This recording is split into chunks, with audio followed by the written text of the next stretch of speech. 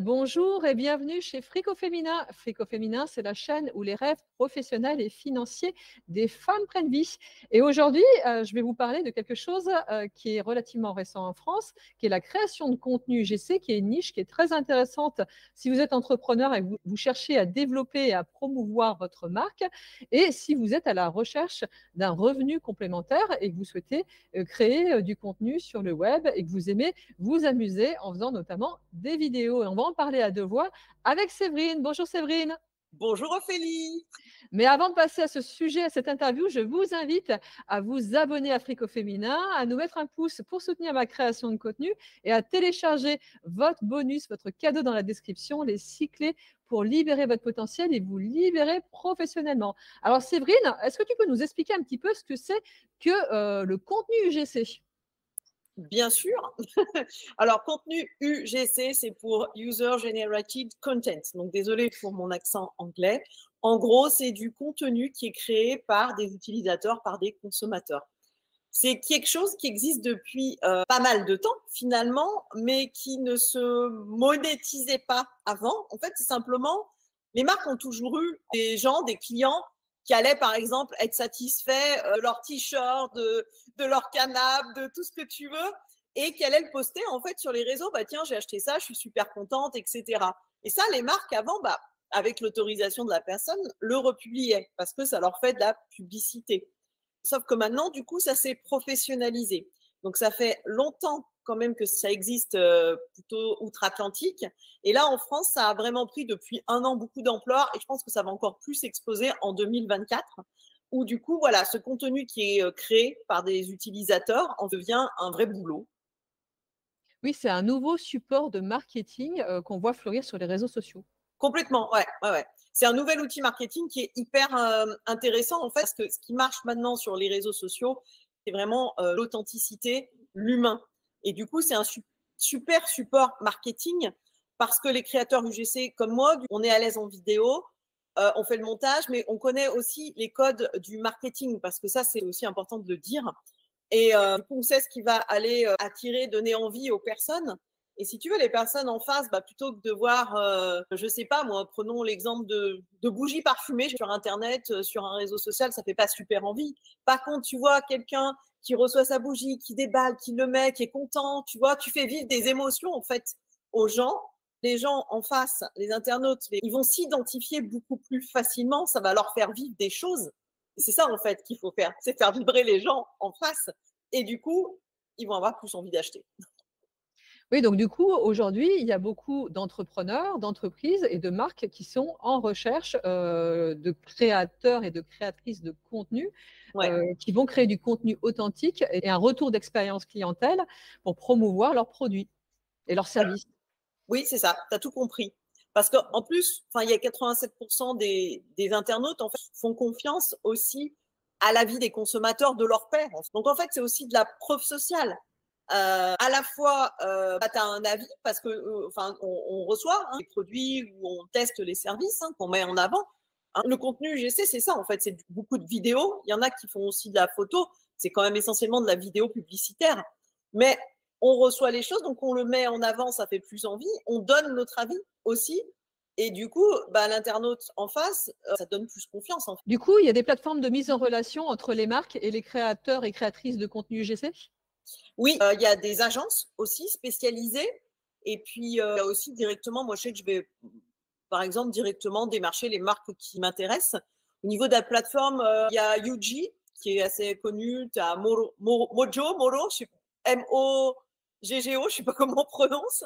Mais Yuji, ouais, c'est une plateforme qui est pas mal connue. Et puis maintenant, là, je trouve que ces derniers mois, il y a beaucoup d'agences de com qui sont en train aussi de se monter. Alors, tu en as quelques-unes qui sont spécialisées UGC. Et puis, tu as toutes les agences de com plus classiques qui montent des branches UGC aussi.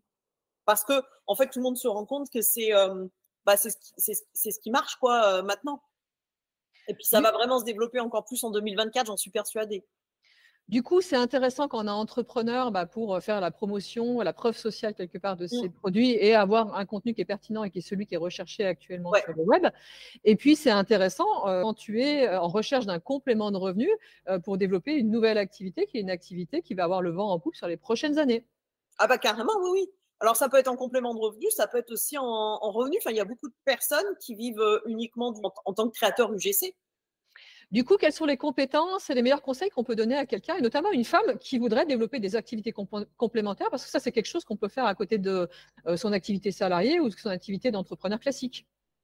Bah, ça va déjà être quand même d'être à l'aise devant la caméra. Ça, c'est voilà, c'est le b.a.-ba parce que tu te mets quand même en avant. Après, ça va être d'avoir des compétences quand même marketing, de savoir comment s'adresser aux gens.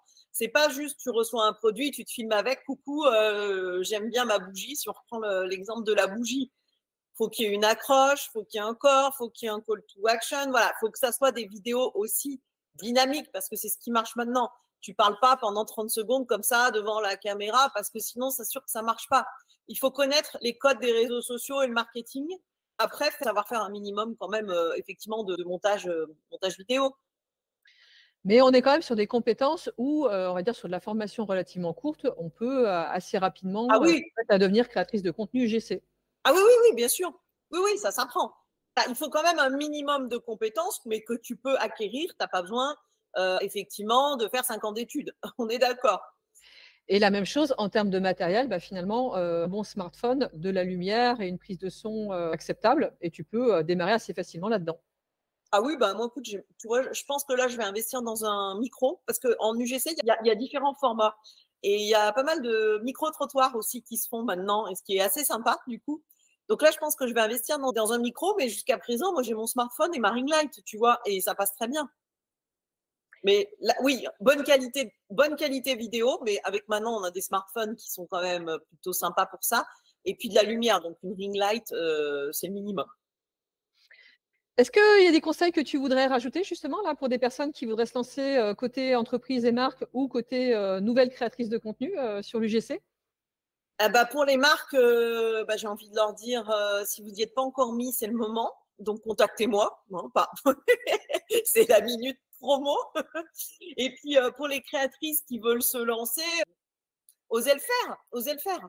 Après, c'est pareil. Faites-vous accompagner peut-être au départ.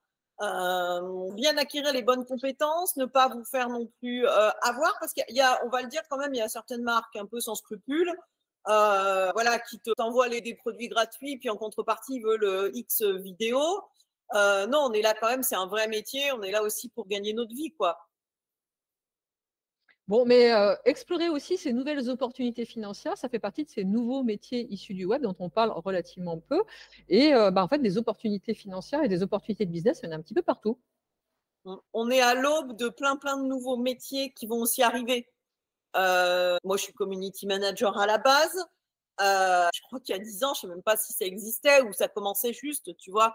Et là, on voit tout un tas de nouveaux métiers qui arrivent. Créateur UGC, c'est pareil. Là, cette année, en 2022, on entendait à peine parler. 2023, ça a commencé à bien prendre. Il y a de plus en plus de marques qui ont compris l'intérêt d'intégrer en fait ce type de contenu dans leur stratégie marketing. 2024, ça va exploser. Avec l'IA, je pense qu'il va y avoir aussi plein de nouveaux métiers qui vont arriver. Dans 10 ans, il y a la moitié des métiers qui n'existent pas encore aujourd'hui, tu vois. Et je suis assez d'accord avec toi. Et justement, le fait qu'il y a énormément de contenus un peu basiques qui sont en train de sortir avec les intelligences artificielles fait qu'au contraire, on va rechercher encore plus d'authenticité, une marketing de l'authenticité Ouais. avec des vraies expériences clients. J'ai débuté sur les réseaux, moi, il y a 3 ans. Ce qui marche il y a 3 ans, c'est obsolète maintenant, en fait. Tu sais, par exemple, sur Instagram, les jolies filles dans damier, les machins, ça, on s'en fout maintenant, en fait. Là, ce qu'on veut, c'est, bon, il faut que ça soit harmonieux, etc. Mais c'est vraiment l'authenticité qu'on recherche. Et c'est ce que j'arrête pas de dire à un de mes clientes. Il y a de plus en plus de comptes, de plus en plus d'entrepreneurs, de marques qui arrivent. Et le seul moyen de se démarquer, c'est juste d'oser être soi. Est-ce que ça peut pas être copié? Parce que j'ai pas dit, bien sûr, il faut que ça colle à ton client idéal. Moi, j'arrive on va dire que j'ai plus 20 ans. Si c'est une marque qui fait des produits qui s'adressent aux adolescents ou aux jeunes adultes, effectivement, ils vont pas faire appel à moi parce qu'il faut que leurs clients en face puissent s'identifier. Ce qui va vraiment faire la différence, c'est entre deux personnes, on va dire, qui s'adressent au même public et tout, c'est ta personnalité, tu vois. Donc ça, c'est hyper important.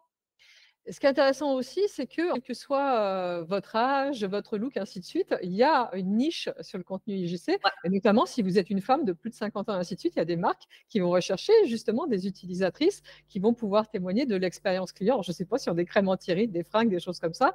Donc ne croyez pas que justement parce que vous avez passé un certain âge, ainsi de suite, vous n'aurez pas de job sur le web. Au contraire, je pense que vous allez pouvoir aller prendre des niches que les autres ne pourront pas aller prendre. Et ben exactement. Mais il faut pas trop le dire, après je vais avoir trop de monde là. Non, non, non, c'est intéressant que tu en parles parce que justement, moi, c'est quelque chose que j'avais envie de faire depuis quelques mois et que j'avoue, j'osais pas trop. Je me dis, ah, je vois beaucoup de petites jeunes, moi, avec mes 46 berges, j'arrive. Est-ce que les marques vont être intéressées? Qu'est-ce qu'on va penser de moi? Tu sais, toujours ce regard des autres là. Je me suis dit, franchement, allez, je m'en fous, je me lance. De toute façon, j'ai rien à perdre en fait, tu vois. J'ai rien investi. Ma ring light, mon téléphone, je l'avais déjà, donc je me dis j'y vais. Je suis plutôt contente parce que ça fonctionne. Alors effectivement, on va pas forcément à notre âge attirer les mêmes marques, mais il y a de la demande et au contraire, on est beaucoup moins nombreuses. Je Donc suis tout on se démarque plus facilement aussi. je suis tout à fait d'accord avec toi. En fait, c'est plutôt un atout. Oui, oui, Donc oui, oui, non, mais c'est vrai. Moi, je pensais que ça allait être peut-être du coup, bah ouais, je suis un peu plus vieille, ça va pas le faire. Au contraire, c'est un atout parce que les marques, eh ben, elles cherchent aussi. Enfin, tu vois, il n'y a pas que des consommateurs qui ont 20 ans.